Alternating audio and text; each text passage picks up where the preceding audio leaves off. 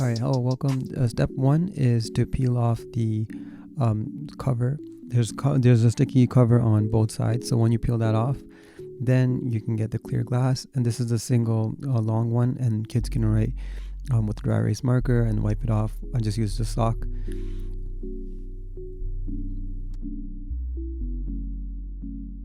So you can also do it like teaching different languages as well. So like this is me, for example, I'm making g with the onkar, ru, rara with the lankar. And then you can also put kanna, sag, kids can practice like that.